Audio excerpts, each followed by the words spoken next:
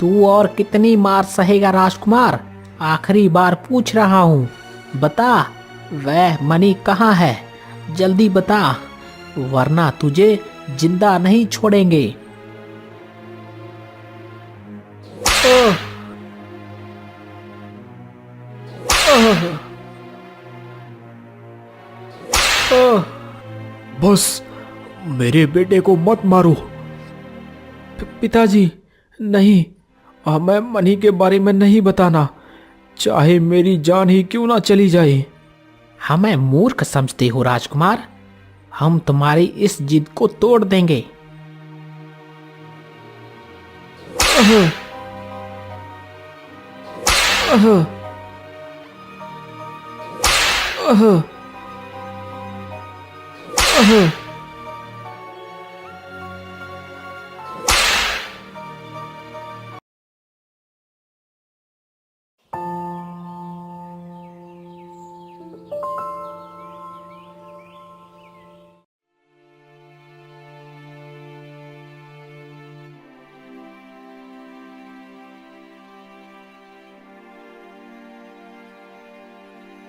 हे राम, आज तो सूखी लकड़ियां मिल ही नहीं रही।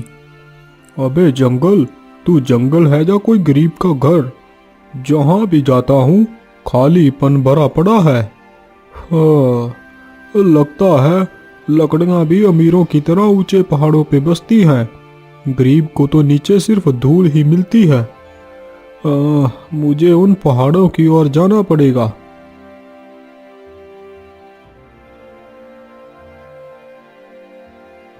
हे भगवान, अगर गरीबी ही देनी थी तो साथ में ताकत भी दे देते। अब और नहीं चला जा रहा, थोड़ी देर यहीं रुक जाता हूँ। रामू एक पेड़ के नीचे गहरी साव में बैठ जाता है। तभी उसे दूर से किसी की आवाज सुनाई देती है। बचाओ, बचाओ, कोई मेरी मदद करो। अरे, ये इस घने जंगल में कौन हो सकता है जो मदद के लिए पुकार रहा है? लगता है कोई जंगल में फंस गया है। रामू आवाज की दिशा में दौड़ता है। वह आगे जाके देखता है कि एक युवक खून से लथपथ जमीन पर पड़ा तड़प रहा है। मदद करो, मुझे बचा लो। हे प्रभु, ये तो बहुत घायल है। और रुको, मैं तुम्हारी मदद करता हूँ। कौन हो तुम? तुम्हारी ये हालत किसने की? मैं बहुत। युवक कुछ कहने की कोशिश करता है लेकिन बेहोश हो जाता है। अरे, ये तो बेहोश हो गया। इसे जल्दी से घर ले जाना होगा। रामू युवक को अपने घर ले आता है, उसकी मरहम पट्टी करता है। कुछ देर बाद युवक होश में आ जाता है। मैं कहाँ हूँ? डरो मत, तुम अब महफूज हो। मैं रामू हूँ। जंगल में लकड़ियाँ काटने गया था, तभी तुम्हें जख्मी पाया। तुम्हारी हालत देखकर लगता है तुम्हारे साथ कुछ बुरा हुआ है। शुक्रिया दोस्त, अगर तुम ना होते तो शायद मैं नहीं बच पाता। नहीं नहीं, ये तो मेरा कर्तव्य था। पर तुम्हें देखकर ऐसा लगता है कि तुम किसी राजघराने से हो। हाँ, मैं कुंदनपुर राज्य का राजकुमार अशोक हूँ। क्या, राजकुमार? अरे अरे अरे, राजकुमार के साथ ऐसा व्यवहार? ये एक बहुत बड़ी साजिश थी। क्या साजिश? भला राजा के बेटे के साथ छल करने की कौन हिम्मत कर सकता है? हिम्मत तो कोई नहीं कर सकता, लेकिन कई बार कुछ अपने ही ऐसा विश्वासघात कर जाते हैं। राजकुमार अशोक अपने दर्द भरी आवाज में अपनी बीती घटना सुनाने लगता है। आज से कुछ वर्षों पहले मैं और मेरे पिताजी जंगल में शिकार करने के लिए गए थे। तभी हमें पास से किसी की घबराई हुई आवाज सुनाई दी। हम चौंक गए। हमने जब आगे जाके देखा तो एक साधु बहुत बुरी हालत में हमारे सामने आया। वह बुरी तरह से कांप रहा था और पीछे मुड़ मुड़ कर देख रहा था। महात्मा जी, आप इतने भयभीत क्यों हो? क्या हुआ? मेरे पास समय बहुत कम है। एक दुष्ट तांत्रिक मेरा पीछा कर रहा है। तांत्रिक? क्यों? आखिर वह आपका पीछा क्यों कर रहा है? मेरे पास एक अमूल्य वस्तु है जिसे वह पाना चाहता है, पर वह वस्तु अगर उसके हाथ लग गई तो वह विनाश मचा देगा।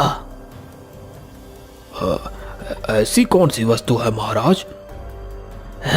ये एक दिव्य मणि है। इसमें अद्भुत शक्तियां हैं। जो भी इसे पहनेगा वह कभी नहीं मरेगा। यह जिसे भी स्पर्श करेगी वह किसी भी रोग से मुक्त हो जाएगा। यहाँ तक कि कोई मृत व्यक्ति भी जीवित हो सकता है। इतनी अद्भुत मणि, तो फिर आप इसे मुझे क्यों दे रहे हैं? अभी मेरी जान को खतरा है महाराज। अगर ये मणि गलती से भी उस दुष्ट तांत्रिक के हाथ लग गई तो वो सर्वनाश कर देगा। आप इसे कुछ समय के लिए अपने पास रख लें और कुछ देर के बाद मैं आपको पुराने देवी मंदिर के पास मिलूंगा। तभी तुम इससे मुझे वापस कर देना। अगर मैं ना आऊं तो इसे अपने पास सुरक्षित रखना और किसी को इसके बारे में कुछ मत बताना। नहीं तो तुम्हारी जान को भी खतरा हो सकता है। हाँ, ठीक है महात्मा जी, मैं इसे सुरक्षित रखूंगा। जाओ बेटा, जल्दी जाओ, कहीं वो तांत्रिक तुम्हें देख ना ले। जाओ यहाँ से। तभी पिता और मैं उस दिव्य मणि को लेकर वहां से चले जाते हैं। साधु के बताए अनुसार पिताजी उस पुराने देवी मंदिर के पास पहुंचते हैं। वह बेचैनी से साधु महाराज का वहां पर इंतजार करते हैं, लेकिन वहां पर कोई नहीं आता। साधु महाराज को तो यहीं आना था। अब तक तो आ जाना चाहिए था, लेकिन वो आए क्यों नहीं? कहीं उनके साथ कोई अनहोनी तो नहीं हो गई? नहीं, मुझे अभी और इंतजार करना होगा। हो, अब क्या किया जाए? साधु महाराज तो अपनी इमानत लेने आए ही नहीं। साधु महाराज ने कहा था अगर वह ना आए तो यह मणि मेरी इमानत होगी, लेकिन यह मणि बहुत रहस्यमयी है। अगर उस तांत्रिक को इसके बारे में पता चला तो वह इसे पाने के लिए कुछ भी कर सकता है। इस मणि में अद्भुत शक्तियां हैं। यह किसी भी रोगी या मृत व्यक्ति को जीवन दे सकती है। क्या मुझे यह मणि रखनी चाहिए? साधु महाराज ने मुझ पर इतना विश्वास करके इसे मुझे सौंपा है, तो यह अब मेरी ही जिम्मेदारी है। मैं इसे गुप्त रखूंगा और इसकी रक्षा करूंगा। तभी पिताजी थक हार कर महल की ओर लौटते हैं। ऐसे ही कई माह बीत जाते हैं। तभी हम एक अजीब सी बीमारी से पीड़ित हो जाते हैं। ना ही हम कुछ बोल पाते हैं और ना ही कुछ खा पाते हैं। वैद्य हकीम सभी कोशिश कर चुके थे, लेकिन कोई भी इलाज काम नहीं कर रहा था। और राजकुमार की हालत दिन ब दिन बिगड़ती जा रही है। किसी भी इलाज का कोई असर नहीं हो रहा। क्या सच में कुछ नहीं किया जा सकता? महाराज, हमने हर संभव उपाय कर लिया है। अब सिर्फ भगवान ही इन्हें बचा सकते हैं। महाराज, अगर हमारे बेटे को कुछ हो गया तो मैं भी नहीं जी पाऊंगी। हमारे राजकुमार को बचा लीजिए। महारानी तुम चिंता मत करो और राजकुमार को कुछ नहीं होगा।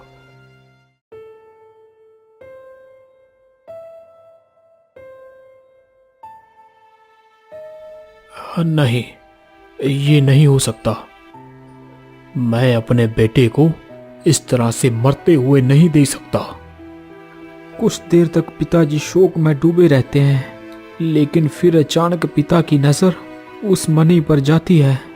वह मणि जो उसने साधु महाराज से ली थी, वह मणि जो किसी भी बीमारी को खत्म कर सकती थी। क्या मुझे इस मणि का उपयोग करना चाहिए? नहीं, यह मणि साधु महाराज की मानत है और इसका उपयोग विनाश ला सकता है।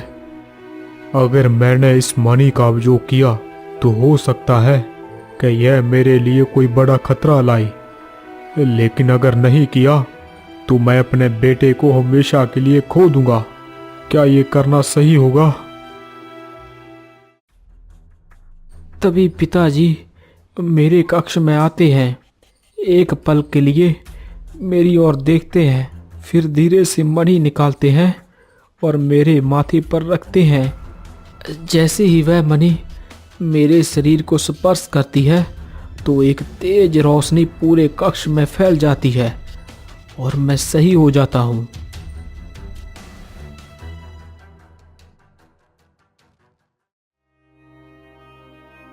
पिताजी, मैं ठीक हो गया। हाँ राजकुमार, तुम ठीक हो गए। क्या हुआ पिताजी? आपकी आंखों में कैसी चिंता?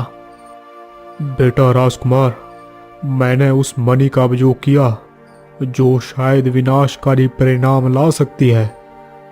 क्या पिताजी, आपने मुझे जीवन देने के लिए उस मणि का उपयोग किया?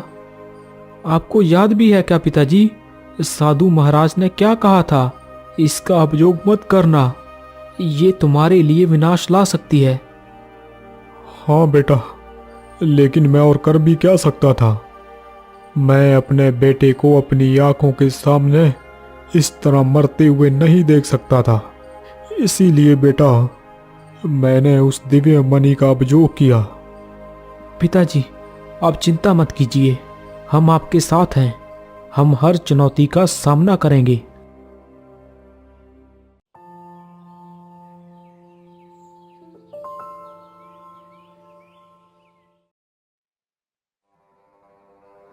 बेटा, ये कैसे संभव हो सकता है? राजकुमार को तो अब तक मर जाना चाहिए था। हमने हर चीज को इतनी सावधानी से अंजाम दिया था, जहर भी दिया था और तांत्रिक के टोने टोटके भी करवा दिए, फिर भी राजकुमार जीवित कैसे बच गया? पिताश्री, यही तो मुझे भी समझ नहीं आ रहा है। तांत्रिक ने कहा था कि उस बीमारी का इलाज नामुमकिन है, फिर ऐसा क्या हुआ कि राजकुमार मौत के मुंह से वापस लौट आया? कहीं वह तांत्रिक हमें झूठ तो नहीं बोल रहा? अगर ऐसा हुआ तो मैं उस तांत्रिक को जीवित नहीं छोड़ूंगा। उसने हमसे कहा था कि राजकुमार की मौत निश्चित है। अब तक तो उसे मर जाना चाहिए था, लेकिन ऐसा कुछ नहीं हुआ। बेटा राजवीर, हम आज रात उस तांत्रिक के पास चलेंगे। ऐसे तो हम राज्य पर कभी कब्जा नहीं कर पाएंगे।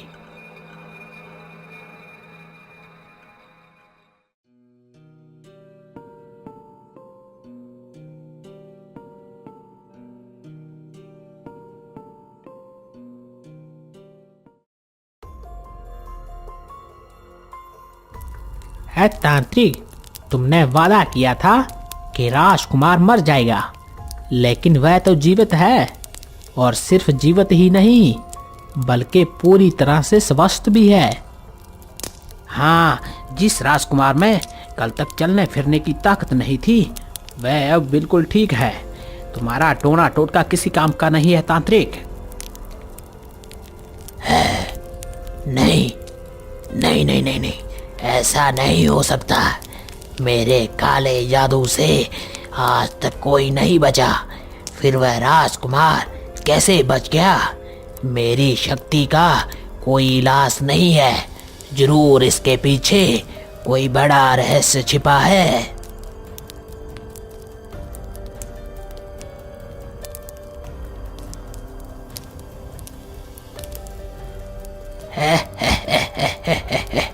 अब मैं समझ गया। अगर राजकुमार मौत के मुंह से वापस आ गया तो इसका मतलब वह मणि राजमहल में ही है।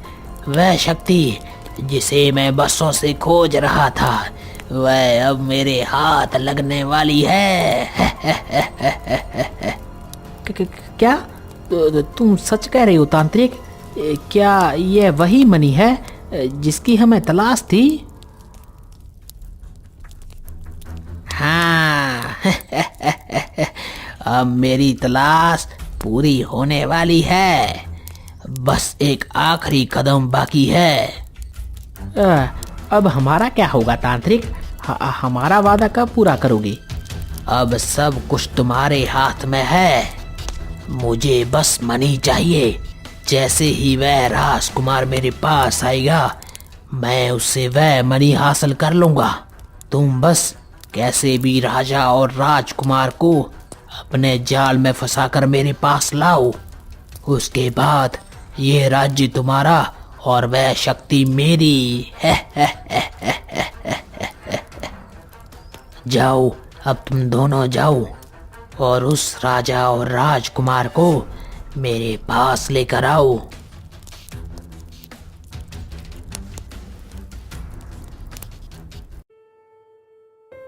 राजवीर बेटे, हमें अब समझदारी से खेलना होगा। तांत्रिक तो उस मणि के पीछे पड़ा है, लेकिन हमें ये राज्य चाहिए। पहले हमें सत्ता पर कब्जा करना होगा, फिर इस तांत्रिक को भी खत्म कर देंगे। बिल्कुल पिताजी, पहले हमें राजा और राजकुमार को अपने जाल में फंसाना होगा। हाँ बेटा, इसका भी मेरे पास उपाय है। तुम देखते जाना आगे क्या होता है।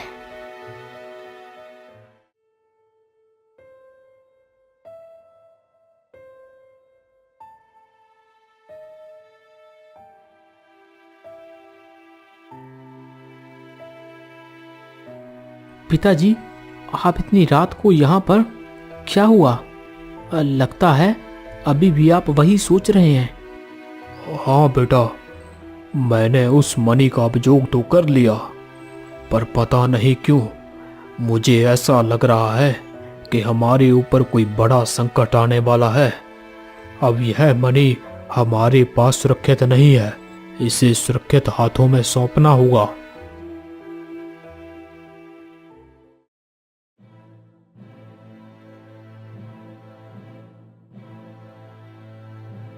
राजकुमार, हम आपकी सेहत को लेकर बहुत चिंतित थे। हमें बहुत खुशी हुई कि आप ठीक हो गए। राजकुमार, इतने दिनों से बिस्तर पर पड़े पड़े आपका मन उदास हो गया होगा। अब तो तुम पूरी तरह ठीक भी हो गए हो। क्यों ना जंगल में शिकार खेलने के लिए चलें? सच कहूं तो महल में बैठे बैठे मैं भी बोर हो गया हूँ। मंत्री जी, पर जंगल में जाना अभी सही रहेगा क्या? महाराज, आप योद्धा हो, कोई साधारण इंसान नहीं। कुछ नया करो, थोड़ी ताजी हवा लो, शिकार खेलो। इससे मन भी बदल जाएगा और पुरानी ताकत भी वापस लौट आएगी। हाँ पिताजी, मैं भी महल से बाहर नहीं गया। मैं भी बाहरी हवा का आनंद लेना चाहता हूँ। शायद तुम ठीक कह रहे हो राजकुमार। तो फिर चलो, शिकार के लिए चलते हैं। तभी हम अपने कुछ सैनिकों के साथ जंगल में शिकार के लिए निकलते हैं।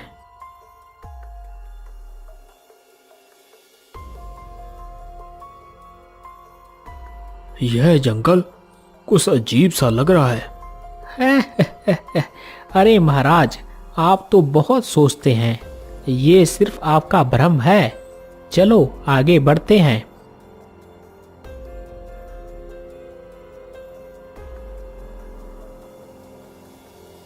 जैसे ही हम उस जंगल के अंदर जाते हैं।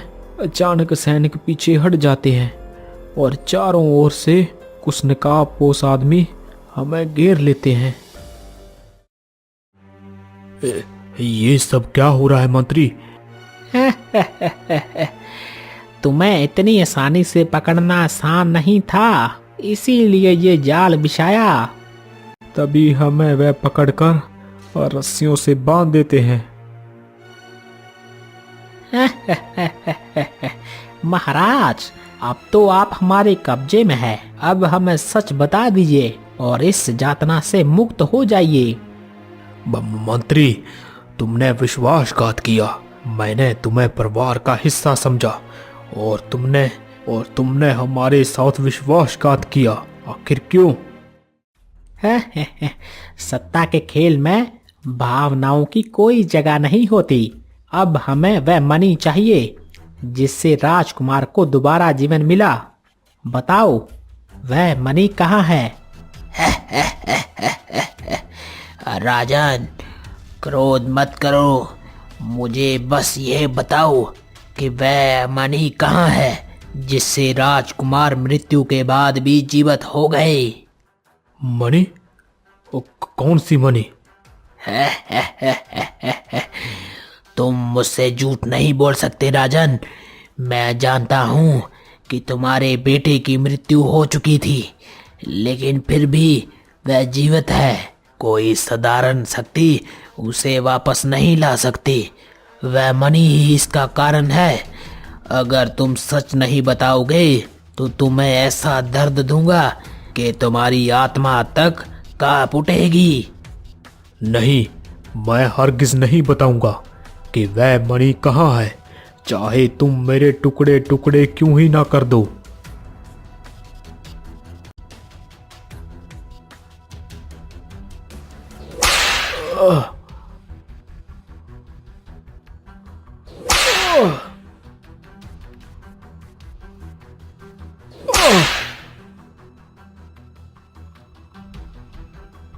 तुम चाहे कितना भी प्रयास कर लो, मैं तुम्हें उस मणि के बारे में कभी नहीं बताऊंगा। नहीं बताएगा? ये ले।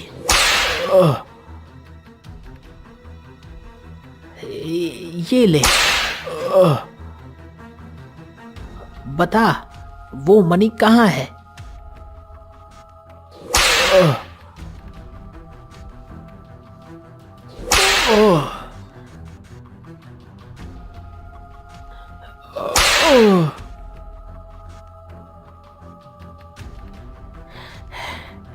ये ऐसे नहीं मानेगा।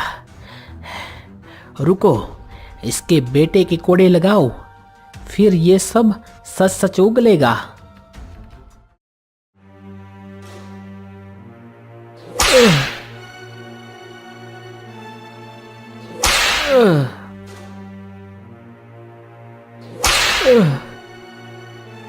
तू और कितनी मार सहेगा राजकुमार?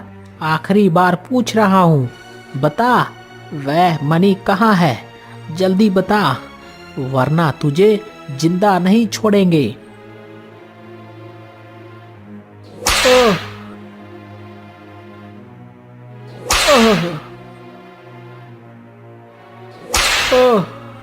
बस, मेरे बेटे को मत मारो। पिताजी, नहीं, हमें मणि के बारे में नहीं बताना, चाहे मेरी जान ही क्यों ना चली जाए। हमें मूर्ख समझते हो राजकुमार? हम तुम्हारी इस जिद को तोड़ देंगे।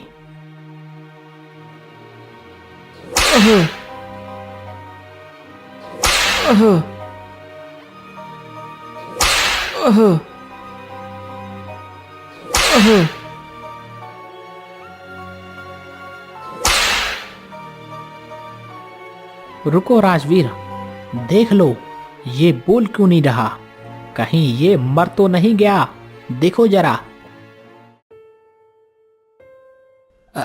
अरे पिताजी, ये तो मर गया।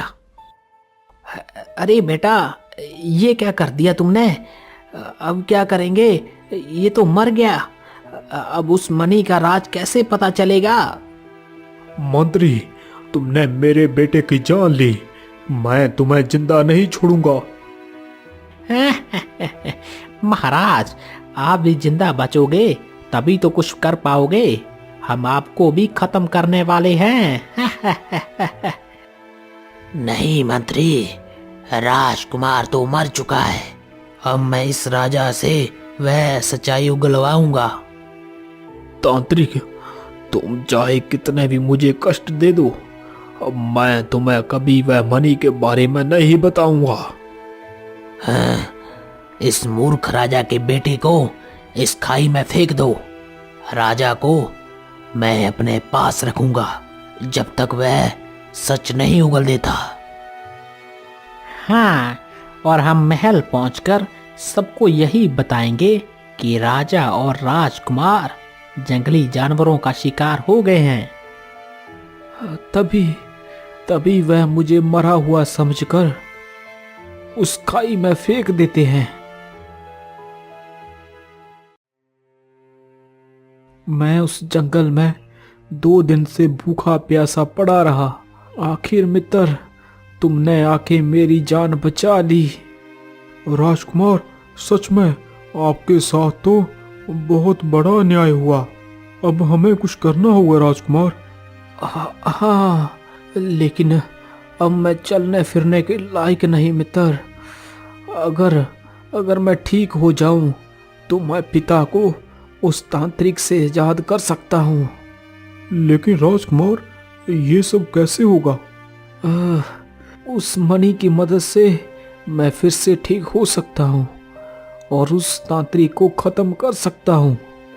लेकिन राजकुमार, वह मणि तो महाराज को पता है। हम उस मणि तक कैसे पहुँचेंगे? पिताजी ने उस रात कहा था कि मणि अब सुरक्षित नहीं है, इसे भरोसेमंद हाथों में सौंपना होगा।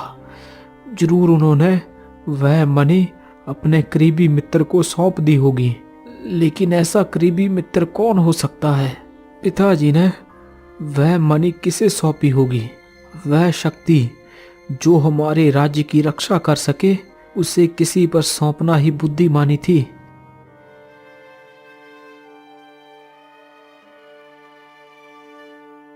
हाँ, अब मैं समझ गया।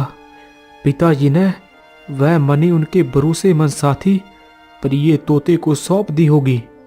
वही तोता जो हमेशा राज्य के दरबार में संदेश देता रहता था। पिताजी को पता था कि वह मणि अब सुरक्षित नहीं है, इसीलिए उन्होंने उसे अपने प्रिय तोते मित्र को सौंप दिया होगा। अब तुम्हें मित्र उस तोते से मिलना होगा। राजकुमार, लेकिन वह तोता मुझे पहचानेगा कैसे? इसे रख लो मित्र। जब तुम यह अंगूठी उस तोते को दिखाओगे तो वह समझ जाएगा कि तुम मेरे पिता के ही आदमी हो। फिर वह तुम्हें वह मणि देगा जिसे हमें सुरक्षित वापस लाना है। तुम चिंता मत करो राजकुमार, मैं उस मणि को लेकर ही लौटूंगा और हम तुम्हारे पिता को उस तांत्रिक की कैद से जरूर मुक्त करेंगे। याद रखना, यह मणि हमारी आँख, याद रखना, वह मणि ही हमारी आखिरी उम्मीद है। हमें उसे हर हाल में वापस लाना होगा। मैं अपने प्राणों की बाजी लगाकर भी उस मणि को लेकर आऊंगा। लकड़हारा एक उम्मीद से भरा पूर्व दिशा की पहाड़ियों की ओर बढ़ता है। राजकुमार ने कहा था कि इस दिशा में एक गुफा होगी, लेकिन यह जगह तो बिल्कुल सुनसान लग रही है। कहीं मैं गलत दिशा में तो नहीं आ गया? लकड़हारा कुछ कदम और आगे बढ़ता है, तभी उसे एक पुरानी गुफा दिखाई देती है। गुफा के आसपास बड़े बड़े पत्थर बिखरे हुए थे। जैसे ही वह और करीब जाता है, वह ऊपर देखता है और देखता है कि एक सुंदर हरे रंग का तोता पास के एक पेड़ की शाखा पर बैठा उसे देख रहा है, जिसके गले में वह मणि थी।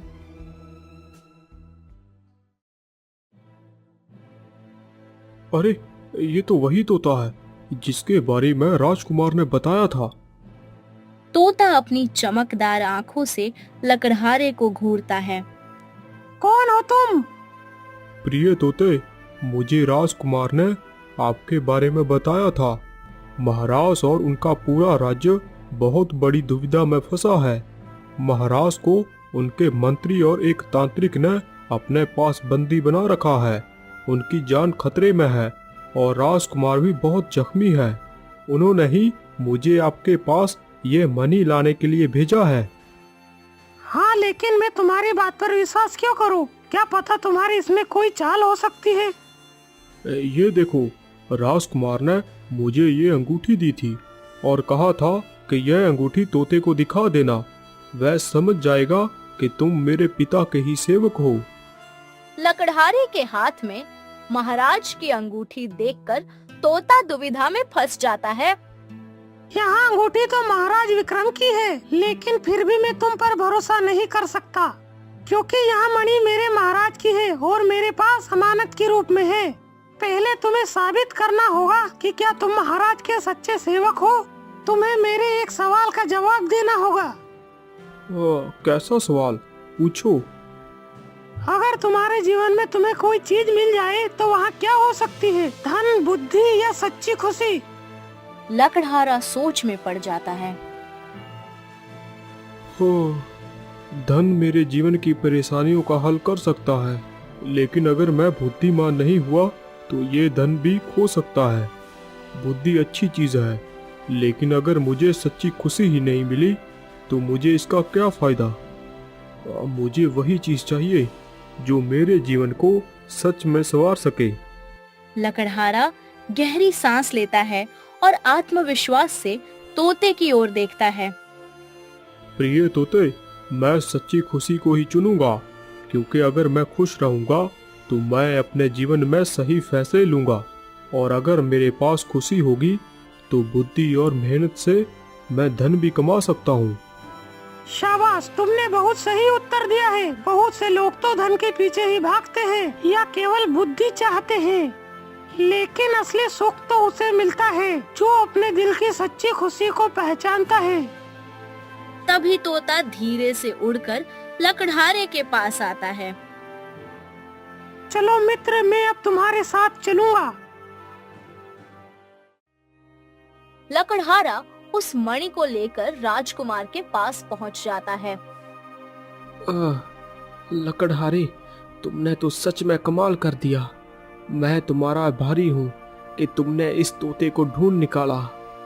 अरे राजकुमार, आप इस हालत में, और यहाँ सब कैसे हुआ? प्रिय मित्र तोते, हमारे पास समय बहुत कम है। हमें जल्दी से पिताजी को उस तांत्रिक से मुक्त कराना होगा और उस विश्वासघाती मंत्री और उसके बेटे को उसकी सजा दिलानी है। लेकिन पहले मुझे ठीक होना होगा। जल्दी से वह मणि मेरे माथे पर रखो, जिससे मैं पूरी तरह स्वस्थ हो सकूं। लकड़हारा मणि को राजकुमार के माथे पर रख देता है। जैसे ही मणि माथे को छूती है, एक तेज रोशनी चारों ओर फैल जाती है और जादुई तरीके से राजकुमार पूरी तरह स्वस्थ हो जाता है। अब कोई भी हमें नहीं रोक सकता। मैं अपने पिता को बचाऊंगा और उस कपटी मंत्री को उसकी सजा दिलाऊंगा। लेकिन पहले हमें उस तांत्रिक को ढूंढना होगा। राजकुमार, और मुझे पूरा यकीन है कि वह तांत्रिक इस राज्य के घने जंगल में कहीं छुपा होगा।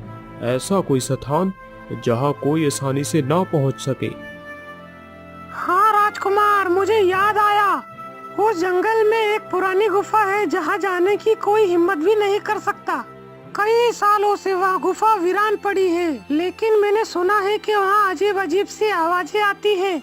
वहाँ तांत्रिक वही छुपा होगा। अगर वह गुफा ही उसकी छिपने की जगह है तो हमें देर नहीं करनी चाहिए। हमें जल्दी से वहां पहुंचकर पिताजी को मुक्त कराना होगा। तीनों बिना समय गवाए जंगल की ओर निकल पड़ते हैं।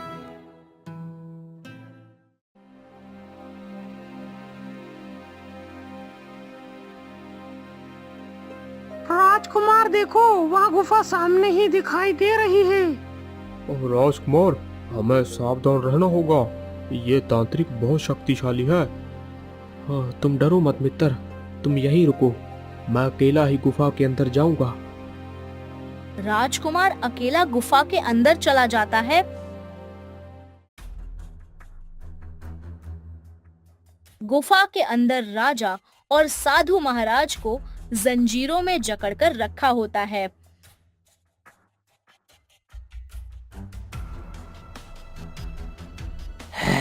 राजन, मुझे बता दो कि वह मणि कहाँ है। मैं आखिरी बार पूछ रहा हूँ, नहीं तो तुम अपनी जान से हाथ धो बैठोगे। नहीं, मैं तुम्हें हरगिज नहीं बताऊंगा, चाहे तुम मुझे मार ही क्यों ना डालो।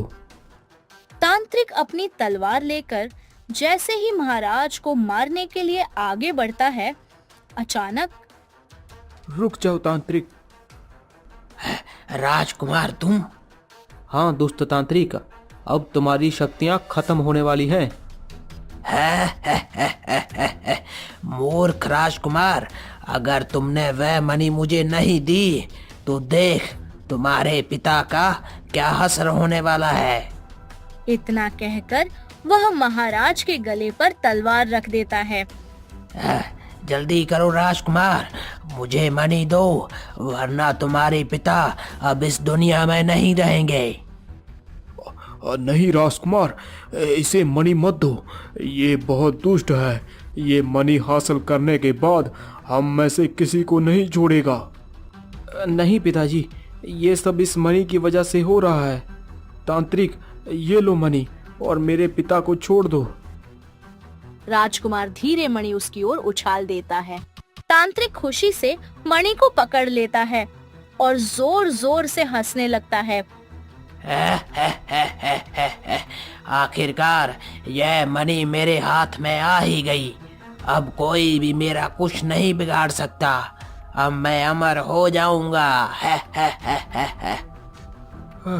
अब तो तुम्हें तांत्रिक वह मणि भी मिल गई। अब मेरे पिता और इस साधु महाराज को छोड़ दो। राजकुमार, तुम मुझे मूर्ख समझते हो क्या? अब मैं तुम में से किसी को नहीं छोड़ूंगा। अब तुम मेरा कुछ नहीं बिगाड़ पाओगे। दुष्ट तांत्रिक, तुमने कहा था कि तुम इन्हें छोड़ दोगे, लेकिन अब मैं तुम्हें नहीं छोड़ूंगा। साधु महाराज हड़बड़ाते हुए बोलते हैं। नहीं राजकुमार, अब तुम इसका कुछ नहीं कर सकते। यह मणि इसे यह बना देगी। आओ राजकुमार, अगर हिम्मत है तो मुझे मार कर दिखाओ। राजकुमार पूरी ताकत से अपनी तलवार उठाता है और बिजली की गति से तांत्रिक के पेट में घोंप देता है। तांत्रिक की आंखें फटी रह जाती हैं और वह धीरे से नीचे गिर जाता है। उसकी हंसी दर्द में बदल जाती है। नहीं, ये कैसे हो सकता है? मेरे पास तो मणि थी। राजा और साधु महाराज हैरान रह जाते हैं। ये कैसे हुआ? मणि ने अपना असर क्यों नहीं दिखाया?